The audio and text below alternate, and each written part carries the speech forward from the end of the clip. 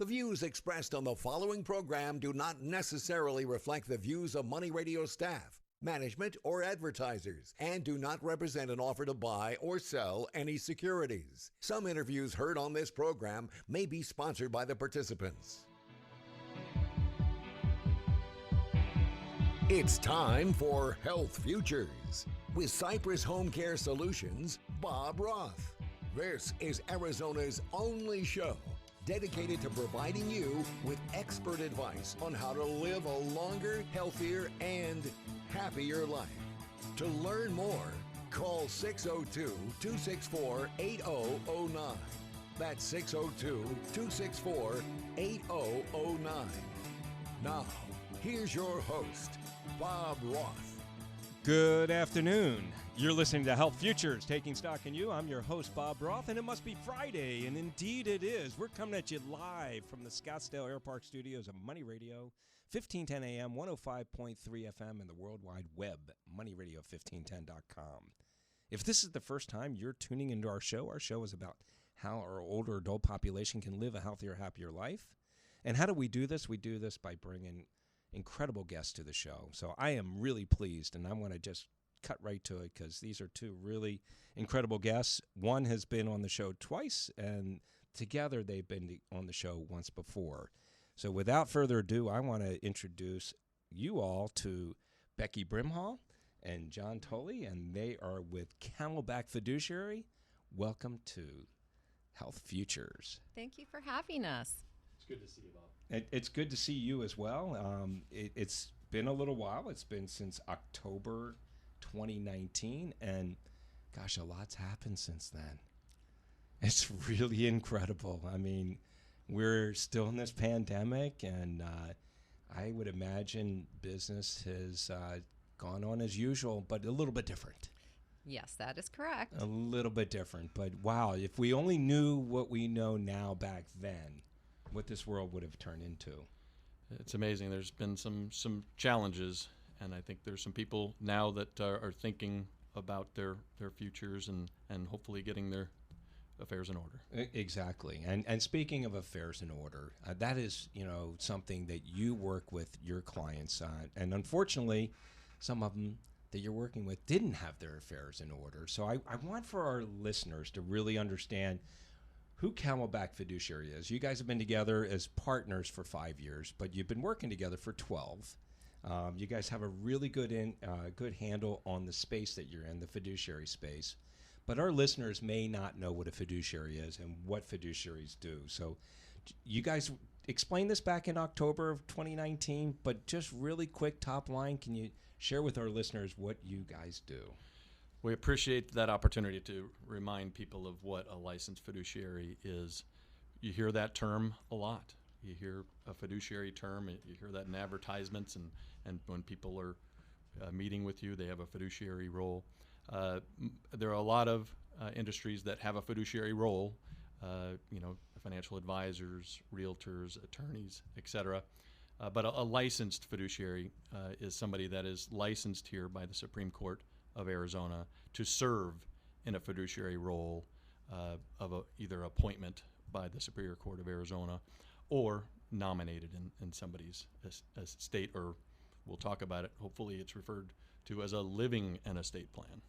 So yes, so nominated versus an appointment. And I know the two words that I come to think of when you guys are in this role is guardianship, or it is a medical power of attorney. Medical power of attorney. So, what is really the difference between the two? And you serve sometimes in both of those roles, and sometimes you only serve in one.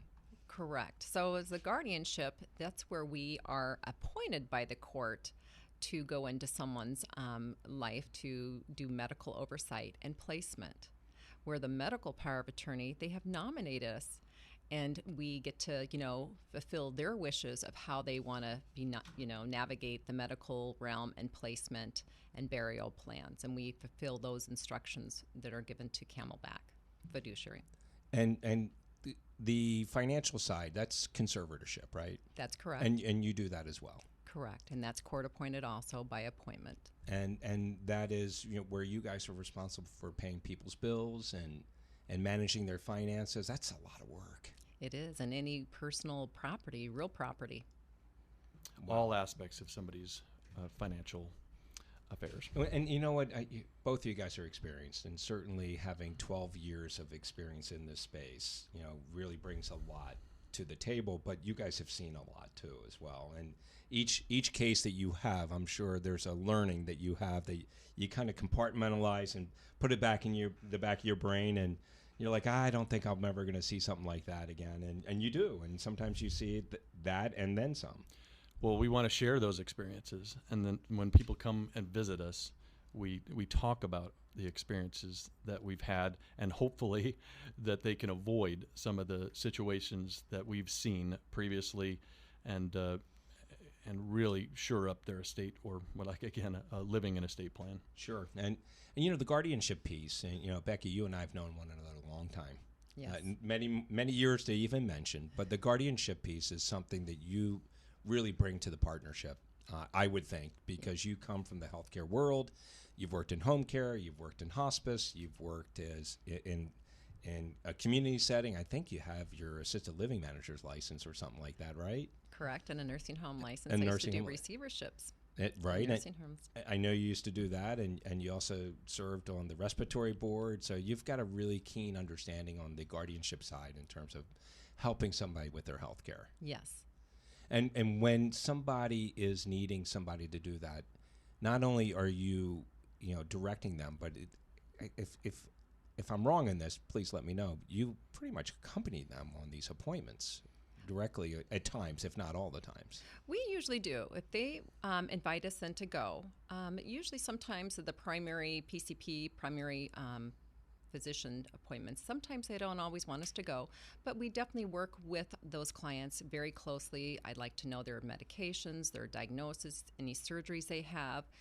Because usually when we get a call, it's usually after hours or on the weekends and they're in the hospital. And I definitely want to pull their files. I definitely want to go to the hospital. I want to talk to the doctors, the medical providers, and I want to talk intelligent for the clients that do nominate Camelback Fiduciary as their medical power of attorney, to make sure that we're meeting what their wishes are and fulfilling those wishes. For allergies, for an example, if they were allergic to something, I can inform the medical staff at the hospital at 2 o'clock in the morning on a Saturday of what's going on. So I definitely take our job very seriously when we're appointed in any position, but medical is a 24/7 position to be taken very seriously. And that was one of the things I was going to say, 24/7. I mean, you guys are, this isn't a 8 to 5 job, is it? It's not. And most of that, I'm thankful for Becky. She does. She has on 24/7. There's some financial emergencies. Oh, yeah. But medical emergencies are something that you need to be available 24/7. And is that what really makes your partnership really great? I mean, the fact that, guardianship, conservatorship, guardianship is kind of your expertise you bring to the party. Not that you can't do conservatorship and vice versa. Your conservatorship is really your strength, and you've learned to do guardianship. Well, I've learned to stay in my lane, but that's a part of a partnership, is working with somebody's strengths and potential weaknesses, and that's what the beauty of working with Becky and her experience and strength, and also her connections within the local community, the health community here in the Phoenix area. It makes it a lot easier, for sure. And really, it makes for a great partnership. 5 years. Yes. And you guys have moved 3 times since I've known you. So you guys are growing, which is fantastic. Listen, I can't appreciate you guys more than being here on the show, because I want to talk in the second and third segment about something that I'm dealing with personally. So, my listeners know that sometimes I'm self-deprecating, and I share, some issues and challenges that I am dealing with, and that I would love to help, or at least ask you to help problem solve, or maybe give us some suggestions on how to reach the ideal conclusion, not just for me, but this person that I want to talk about. Sounds great. It's a great tease for the second segment. Absolutely. We're down 1 segment. We got 3 more to go. I've got Camelback Fiduciary here in the studio. John Tully, Becky Brimhall. Stick around. We'll be right back.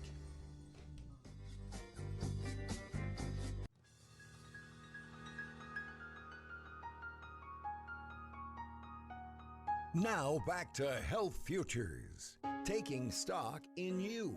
If you have questions about your own or your loved one's future health care, call 602-264-8009. Now, here's your host, Cypress Home Care Solutions, Bob Roth. Welcome back. You're listening to Health Futures, taking stock in you. That's a little Bruce Springsteen. No, The Who. The Who. Thank you, James. Keep it going. Nice. Nice. Thank you. We're coming at you live from the Scottsdale Air Park Studios.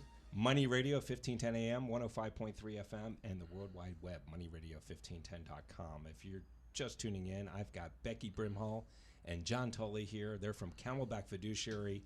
I am up on their website. It is camelbackfiduciary.com. And their phone number is 480-645-3713. And they were talking about in the first segment about the work that they do.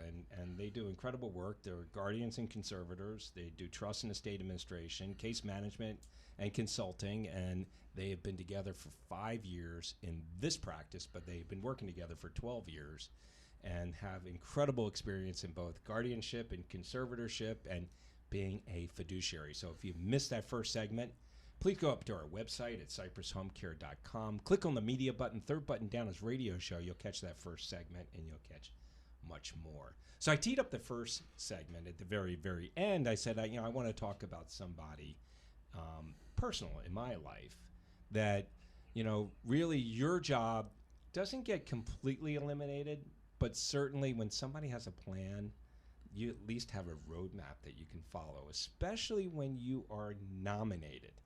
And you choose, if you want to use a fiduciary, you want to do it right, you would like to nominate a fiduciary rather than be appointed. And I have a family member that has not done any of that.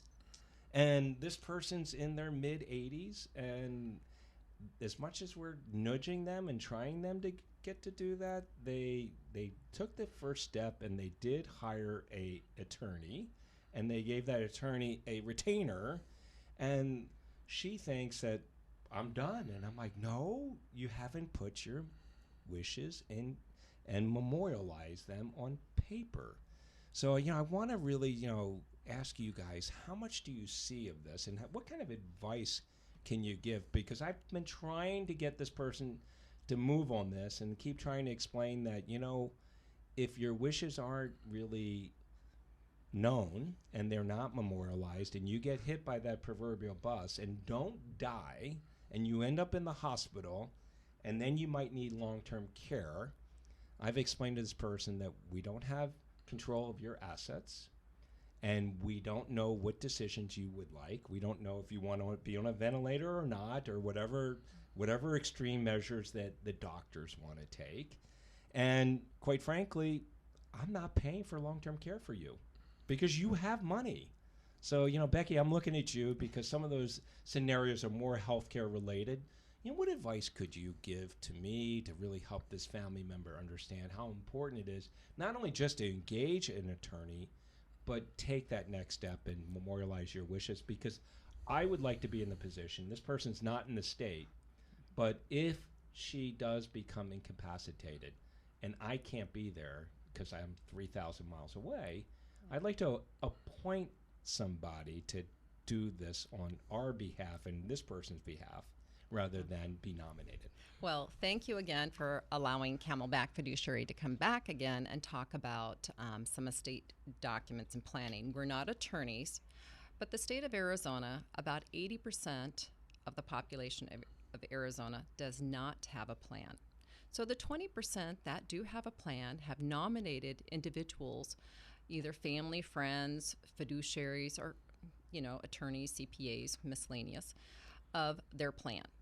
The other 80%, I know I'm going to say this and John's going to like, oh my goodness. They do have a plan. It's an Arizona plan. And that you're going to go to the courts, and the courts are very expensive. You will get appointed an attorney, and then again, the estate will be paying those fees.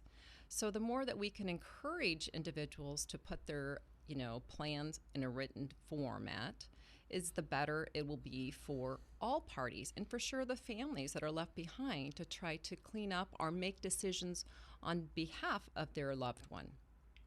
So there's many times that we've been appointed to make decisions, and we have to really hustle to call family, call neighbors, friends, to come up with the best decision and why we come up with these decisions. So I strongly encourage everybody to contact, you can go on the website, pull up documents to fill out for power of attorney. Arizona Secretary of State or the Arizona Attorney General's website. Those two are great ones to go to. But, you talk about some scenarios that you would go through. So, I mean, in this person's case, she's all alone, mid-80s, don't know what assets she has, don't know what's in the bank account. As a appointed fiduciary, because that's what would happen right now, not nomination, will you be able to get access to her bank accounts? Will you be able to make those decisions on her behalf? Will you indeed consult with family members and say, hey, this is what I'm thinking about. What do you think? Or are you just going to do what you think is right for that person? Well, yes, we can if we're appointed. Usually with the guardianship, we're appointed conservator as well. But like we talked about, that's not the best avenue.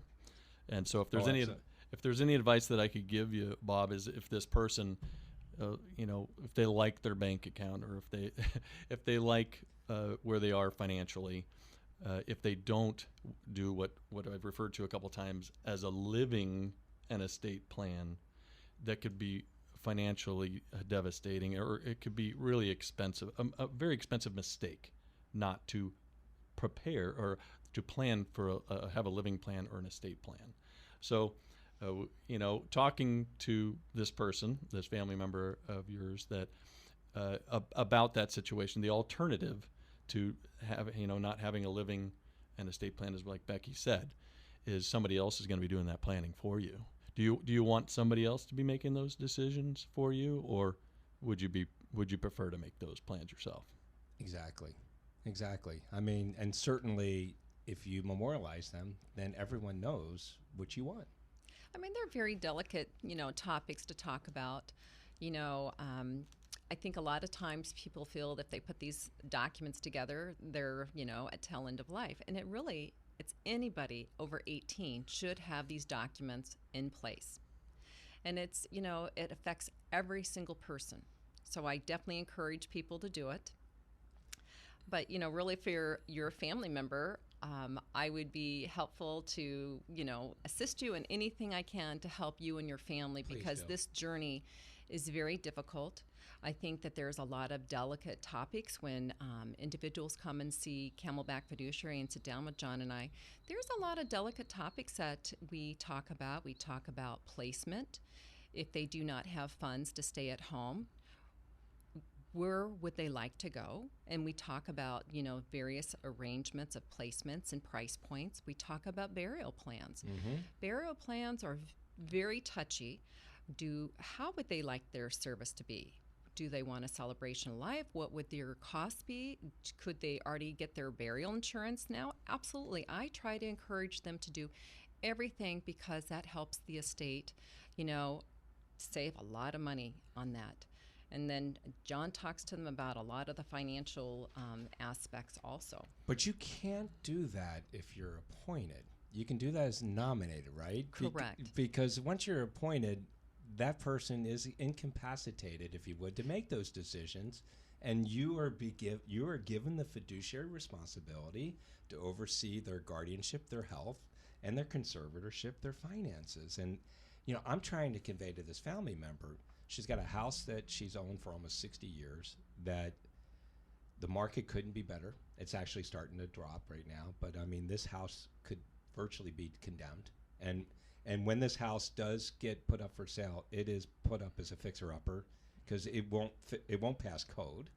And then, not to mention all the other things that come along with that. You talked about burial. This person's not planned for that. So, I mean, we need to really nudge her to get to that next step. So I am certainly going to send her a copy of our show today. And hopefully she will listen and know that, look, you need to really move off the the mark and really start putting the plans together. Well, other than the financial aspects, like I mentioned, it's the pressure or the position that likely family members will be in. So explaining to this family member of yours that this will put you in a tough, or put somebody in a very difficult position because you don't have her plan, her wishes. Yeah, it really does put us in a really precarious situation because, and then if she gets hit by that bus and does die, and then we don't have any of this. I mean, I know estate planning attorneys could probably talk more about it or a probate attorney can talk about it because it goes to probate. Correct. And again, we still don't have any say in it because the courts will make the decision. And who makes all the money in those situations? The attorneys. The attorneys make all the money. So thank you for indulging me and talking about this little personal situation. And as you know, I know all of this because we're in the space. And it's one thing for me to tell this person, but family sometimes doesn't listen to family. Sometimes they're better off listening to an authority, a third party, an experienced person. And we can do that. Handing somebody a card or a phone number and say, it doesn't cost anything to call these people. Right. And see if they can give us some advice. Well, I'll tell you what, we're at halftime here. So when I come back in the second half, I want to talk a little bit more about the work you guys do. And one of the things is, I actually did a little storytelling here, but I want you guys to tell me a few things about some cases that you have dealt with so you could draw a picture for our listeners. You're listening to Health Futures Taking Stock in You. I've got Camelback Fiduciary here. It's halftime. We'll be right back. Now back to Health Futures, taking stock in you. If you have questions about your own or your loved one's future health care, call 602-264-8009. Now, here's your host, Cypress Home Care Solutions, Bob Roth. Welcome back.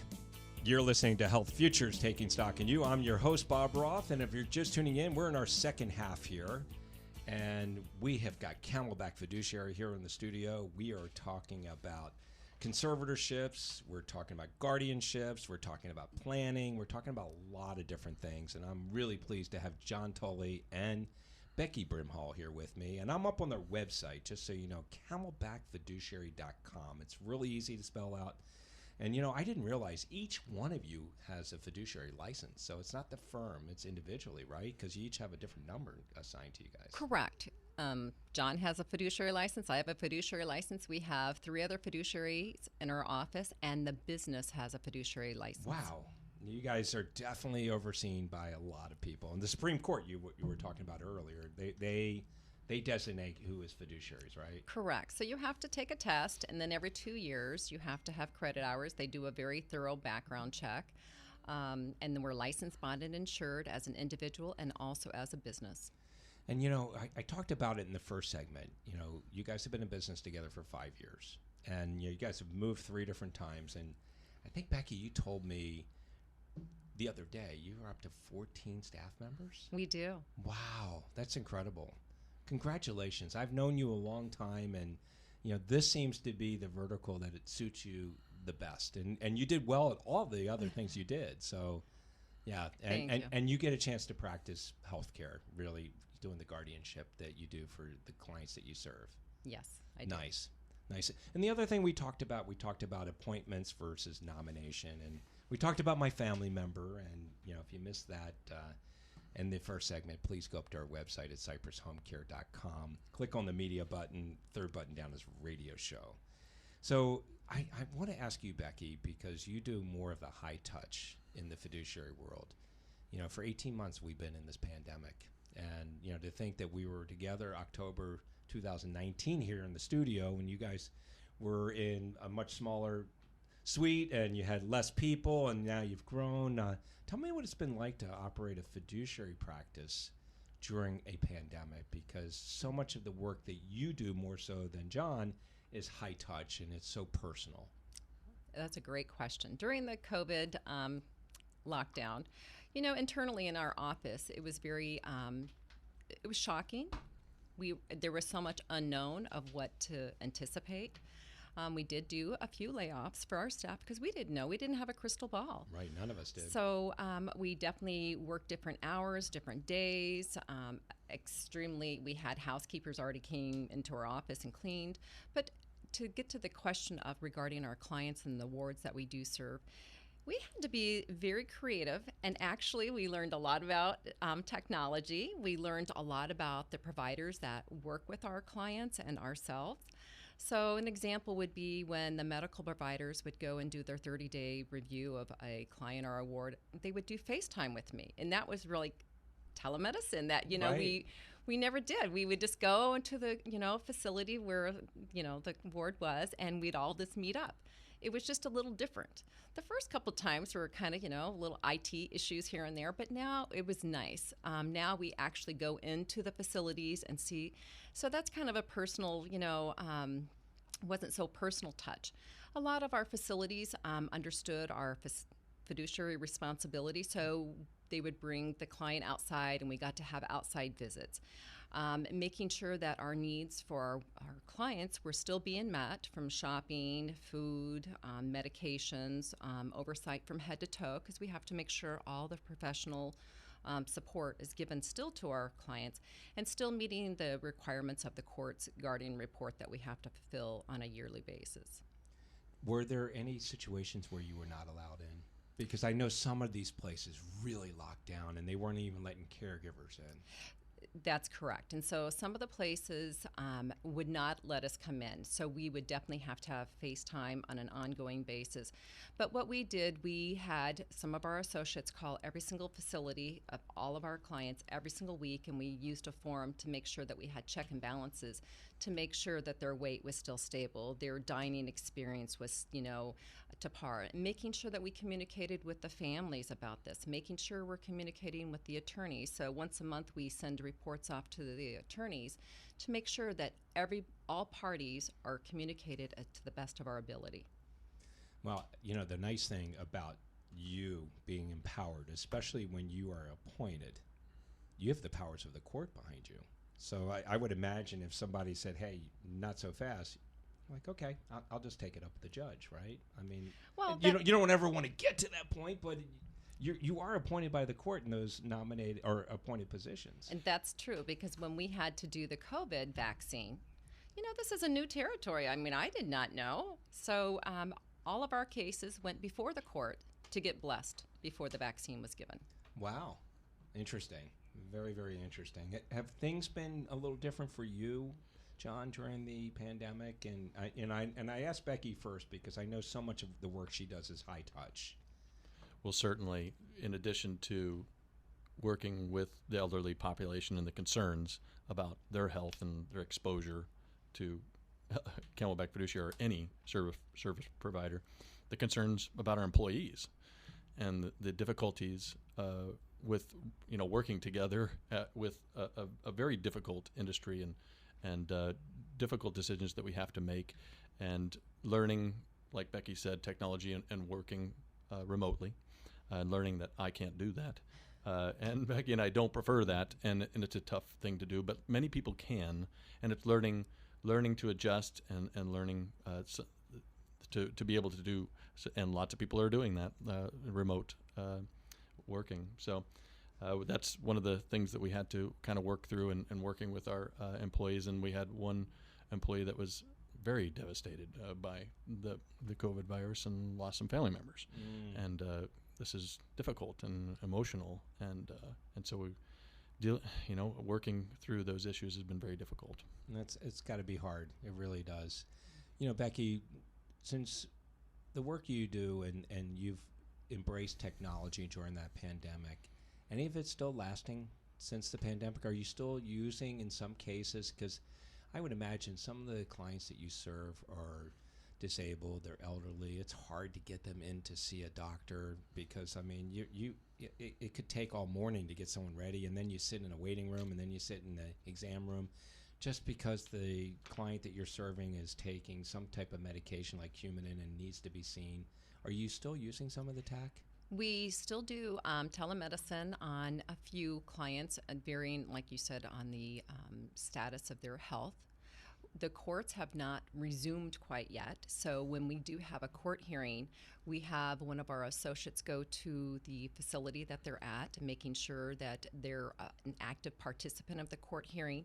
And then either myself or John are in our office, and we're on our technology Wow. dialing into the courts. Wow, that's still tech. That's really interesting. So you got to make sure you have bandwidth and no disruptions. I got to imagine you've dealt with some glitches along the way. They're never fun. They are never fun. And we still have individuals that would like to meet us for the trust. And so we do Zoom meetings with some of those folks still too. So we're down 3 segments. You know that it goes fast here. When we get into the 4th segment, I love storytelling. And, we may not get to tell a lot of stories. And I know you're going to have to change maybe the names or the situations to protect the innocent. But I really want our listeners to really understand some of the work that you guys do, and storytelling is the best way to do it. So when we come back, please indulge me by telling at least 1, maybe 2 stories. You're listening to Health Futures, Taking Stock in You. I'm your host, Bob Roth. I got Camelback Fiduciary here in the studio. If you want to reach them, their website is very robust, camelbackfiduciary.com, or you call them in their office at 480-645-3713. We're down 3, got 1 more to go. We'll be right back. Now back to Health Futures, taking stock in you. If you have questions about your own or your loved one's future health care, call 602-264-8009. Now, here's your host, Cypress Home Care Solutions, Bob Roth. Welcome back. You're listening to Health Futures, Taking Stock in You. I'm your host, Bob Roth, and if you're just tuning in, we're in our 4th segment here. I got Camelback Fiduciary here in the studio, John Tully, Becky Brimhall. So great to have you guys. We're in our last segment, and John, you were just bringing up something in the break, and there is a lot of good things that have come out of this pandemic, and certainly the court appearances and hearings are really they're beneficial to you and certain your clients. You're much more efficient with that, aren't you? It's tough to talk about what possibly is a good thing, right? From what's happened with COVID, but we have learned, and I think we've become more efficient. I like the fact that we're appearing mostly in court telephonically. I think that has provided a service to our wards or protected persons. It's been efficient and less expensive for both ourselves and attorneys to be commuting to a courthouse and then commuting back to the office. And then if we're in the office and we're appearing telephonically, we have the benefit of having all the information on our computer at our disposal. And certainly what you talked about at the end of the 3rd segment about, doctor's visits and stuff like that, they could still be done virtually. That's another learning that we came out of this with COVID. And you're right, John. If anything good came out, I mean, there's just so much bad that has happened, but that's a nicety that has happened with tech, that we're able to use that and be more efficient at what we do. Yes. Really, really good. Agreed. So I teed up the end of the 3rd segment talking about stories, and John, I'm putting you on the spot, and I know you weren't really prepared, but certainly want to talk about some of the great work that you do, and certainly talk about some of the problem solving that you've done for the wards or the clients that you're serving. Well, we love the success stories, and we get involved in some very difficult situations, and this is what we've signed up for. Yeah. This is part of our job. And so those cases that people haven't invited us into, where we've been appointed, can be very difficult. Oftentimes, you have some family members that are in a disagreement, and we get involved in many situations where the reason we're involved is because there is a family disagreement as to who should be making both medical and financial decisions for either a vulnerable or incapacitated adult. And like I said, we've signed up for that, and we understand that we have some very difficult situations that we have to manage, and so we have situations where there's care and placement issues, as you know very well, and whether some people want care in the home or placement in a facility, there's disagreements regarding that, and trying to arrive at a decision that everyone would be agreeable to is unfortunately sometimes not likely. Also, situations with people's assets as well, both real estate and then especially, we talked about this last time, personal property. Right. There might not be real value to personal property in some cases. There could be sentimental value. So true. And if people don't leave their wishes, or if people do not plan like we talk about, it really puts everybody in a very difficult situation. Did they want everybody, kind of arguing over their personal property, or did they just want it liquidated and added to the trust? We don't know in many cases, and we have to make very difficult decisions. And especially, think about it under a pandemic.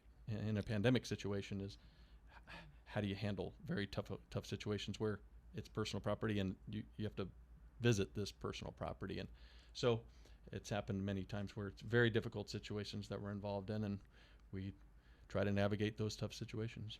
It's got to be hard. I mean, I think about that family member I was talking about, like even real estate, where it's not the situation with this case, but you as a licensed fiduciary, as a conservator, you need to be able to raise assets to be able to care for this person, and that real estate may be sentimental to the family, but you know what you have resources on, this is the only way you're going to get assets to be able to pay for their health care, and you know what, you've got to make that decision. And it's not an emotional decision for you, it's a business decision, and it's to do what's right for the client. When somebody would have said, well, that's been in my family for 60 years, and that's the situation I imagine that you get put in sometimes. We are, and it's a business decision for us, but we're conscious of the fact that there's an emotional connection. However, we're doing this as a business decision as to what's best for the either the protected person ward or our client. And so, but again, that can cause issues within beneficiaries or family members. Sure. No, I know it's not an easy task to be put into, but at the same time, you are looking after these people and you are making decisions that would be best suited for them, not knowing what they may want, and that's a hard thing to do. It's very hard at times, but this is where we really encourage everyone to have documents and have it written out. And if you do, we have success stories. And so, Becky, you want to share success stories? Please do. Please do, because that'll be how we conclude the show. I love ending on a positive note. I'm going to share a success story that we were nominated in, and this family was so loving and so caring. He had us come over. He showed us where all the documents were, where everything was. As he passed away, the next brother in line had a very similar experience, and it's all within one family. Nice. And the two sisters are left, and then the one sister's husband passed away. So she had 3 deaths like in a month. Whoa. The two brothers passed away? And her husband. And her husband? No. It was horrific. That is horrific. Was it because of COVID? But it was horrible from that standpoint. But the thing is that they still call, and we nurture them. They nurture us. But we don't get all those warm fuzzies all the time. But to sit here and to say, you know what, we cared for the instructions that we were to deliver, which we did. But to sit here and to say how wonderful this is, to say exactly what the instructions were written that we followed, and to sit here and to have kudos on an ongoing basis from this families are just rewarding to me. So rewarding. So, to me, there was, heartache, but we also know that, death is going to happen, but yet these family members, they were already prepared for a few. But the thing is, how we got to walk that journey with them. So, and then John. The fact is that they had a plan. Exactly. We met with them. Exactly. We executed the plan, and they were happy and grateful that we were there. And you're still engaged now, too, with the rest of the family members, at least with the survivor, that one woman that's still alive. Wow. So did the 3 deaths happen related to COVID or unrelated? One was COVID, and the other, he was already on hospice. Both of them, all 3 of them actually were on hospice, the same hospice, actually. But so nice that they were able to memorialize it. So, yes. So I have literally about a minute and a half left. Is there any questions that I have not asked or any lasting thoughts you want to leave with our listeners before we conclude our show? I'm going to hammer it home again. Okay. I know that we've talked about it, and I just want to kind of get the word out to the industry to refer to an estate plan as a living and estate plan. Because if you have your plan together, people come to us all the time and they talk about, I just need a will, or I just need my affairs taken care of after I pass away. But isn't it more important to have a plan while you're living? Right. And so we really want to get the word out to as many people as we possibly can. Shout from the rooftops. It's not just when you pass away. Having an estate plan is also a living an estate plan, and it's so vital for us to put those documents in order. So true. So true. Well, Bob, thank you again for inviting Camelback Fiduciary again to your radio show. We so enjoy it, and thank you for allowing us to get the word out. Camelbackfiduciary.com, and the phone number is 480-645-3713. So, Becky, I want to ask you, tomorrow is Saturday. Who's ASU playing? Do you know? Come on, you are a big ASU fan. BYU, right. Right. Well, the one thing I remember about you, I think it's your grandfather, right, goes back to ASU. Correct. And I know you got some strong ties, and definitely some strong ties to this area. And Becky, you and I have known one another a long time, and I'm so pleased to see the success that you and John are enjoying in your partnership together. And, I think what makes your partnership work really nicely is how well you guys complement one another. And such an honor to have you here in the studio with me. Make it a great day. Have a great weekend. Thank you so much for joining me. Thank you, and happy birthday and happy holidays. Thank you. Bye-bye.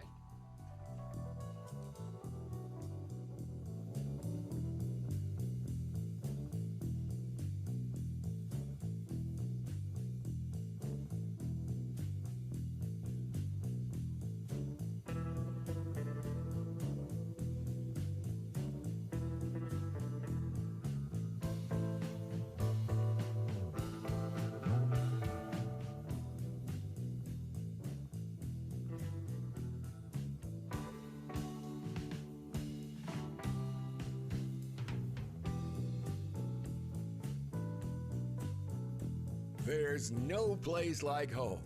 You've been listening to Bob Roth's Health Futures. If you have questions about your own or your loved one's future health care, call Cypress Home Care Solutions at 602-264-8009.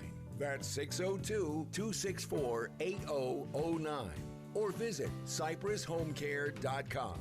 Be sure to join Health Futures with Bob Roth every Friday at noon, right here on Money Radio 1510 and 105.3